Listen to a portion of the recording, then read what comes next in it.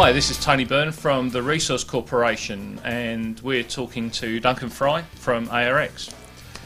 Today we want to talk about some of the things that were relevant to the creation of ARX and some of the great products that they've made and some of the stories behind all of that. So I guess we should start at the beginning. Duncan, how did ARX start?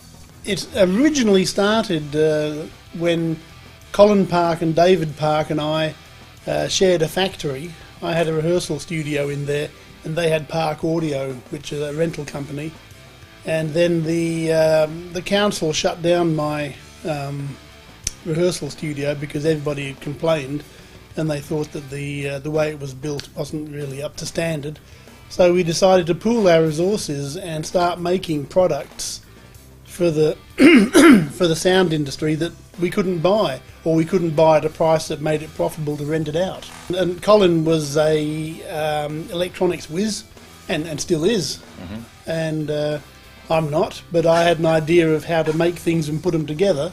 Mm-hmm. and I could do screen printing, and Dave was very big on speaker system designs. Okay. So it all sort of gelled together. We didn't step on each other's toes too much. The first product we ever made was the 6-gate, which we still make now. 6 channels of noise gate, which would handle a complete drum kit or a complete conference virtually. It's a very versatile little product. And we still make it now because it still does the same job.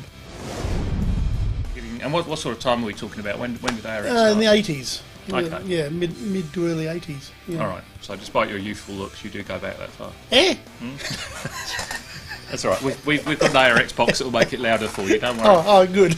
So, okay. So we're talking about the 80s. I mean, this is quite a tumultuous time for technology. There's lots of developments happening all around the place. Yeah. And things are moving along. How did you keep up with the pace of technology? Was that an issue, or? Not really, because we were a small company. We could afford to make a couple of prototypes or something and check it out, and then go and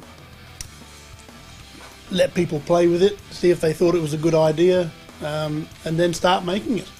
Okay. You always got plenty of ideas for things. You know, the 6-channel gates in one rack unit became over because at the time you could only get 2-channel gates. Mm-hmm. So if you wanted to do a drum kit, you had to have 3 of them, and there your effects rack space was just disappearing. So the next thing after that was a 4-channel compressor, which was the first one in the world, and you could fit 4 of them in one rack unit, not this much rack space. Rack space is a valuable item. Okay, so a lot of what's influenced the design of your products has been very much a practical one. It's been a matter of, well, this is a practical concern, yeah, and this is a good way to address it. So, well, we were all, as well as making it, we were all using it. So you could soon see if the spacing on those knobs was too hard to get your fingers around, we could redo it and make it a bit better. If you couldn't read that writing on the front panel in a sort of dull light, well, you could make it brighter. And at what stage did this become an international concern? I mean, presumably you must have been looking at the very local market to start with. How did that become an international company? Well, for all its benefits, Australia is quite a small market because it's got, 22 million people, and not all of them, are into pro audio. Oh, really? Which is a shame, really. We should do something about that. Yes. So we had to look overseas to make it worthwhile setting up to make stuff. Mm-hmm.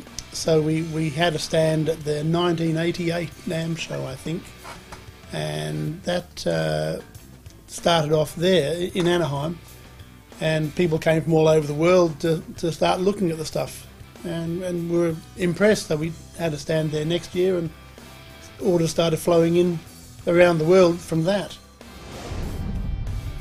So in terms of sort of landmark products for you, obviously 6-gates. 6-gate, yeah, quad comp. Okay. They're the first ones. After that it became just a torrent of stuff. Right.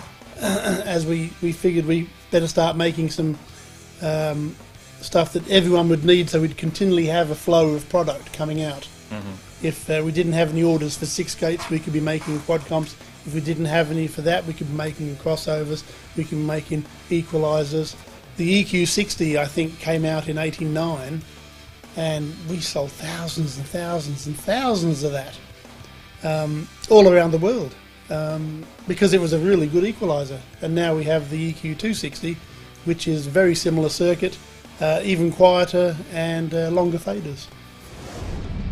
So, who does what at ARX? Colin does all the electronics and board design. I do the outsides and organise screen printing and make sure it all fits together with the components.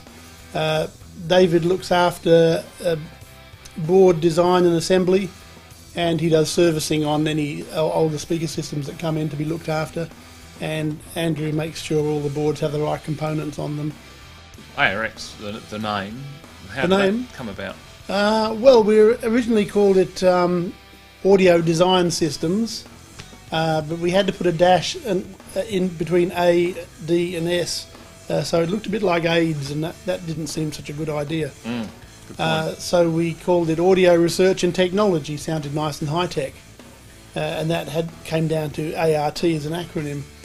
And then we opened up Mix Magazine one day, this is years and years ago, and found that half of MXR had become ART, Applied Research and Technology, and you know, of all the ways of losing money, giving it to a bunch of lawyers seemed the least enjoyable. Yes. So yes. we changed the T to an X and trademarked it.